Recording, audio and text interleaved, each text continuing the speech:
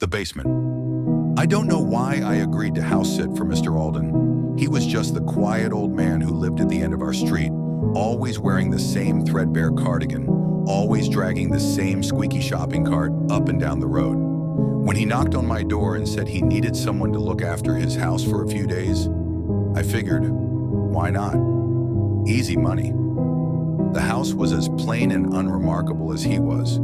Faded wallpaper peeled at the corners, and the furniture reeked of mothballs. The air felt heavy, like the place had secrets it was desperate to keep. I should have left when I found the padlocked door in the kitchen. It wasn't on any of the keys he gave me, and when I asked about it, he just chuckled. "That's the basement," he said. "Nothing down there but old junk. Best to leave it be." I could have let it go. I should have let it go. But something about the lock nagged at me. Why lock up junk? On the second night, curiosity got the better of me. I searched the house and found an old rusted crowbar in the shed. The lock didn't stand a chance. The smell hit me first, thick and putrid, like rotting meat. My stomach churned, but I pushed the door open anyway. The stairs creaked under my weight as I descended. The deeper I went, the worse the smell became. My phone flashlight barely pierced the darkness, but I could make out shapes. Burlap sacks stacked against the walls, some leaking a dark, sticky liquid.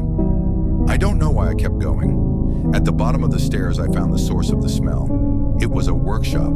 At least that's what I think it was. The walls were lined with shelves, but instead of tools, they held pieces. A jar of teeth here, a severed hand there. The workbench was splattered with dried blood, and hanging above it were rows of knives, each one sharper than the last. And then there were the bodies. They weren't whole anymore, just fragments stuffed into freezers and trash bags, some arranged in grotesque tableaus like some kind of sick art exhibit. I was so stunned I didn't hear him come in. "Couldn't help yourself, could you?" Mr. Alden's voice was calm, almost amused. He stood at the top of the stairs, silhouetted by the dim kitchen light, holding a butcher's knife in his hand. I froze, my mind racing.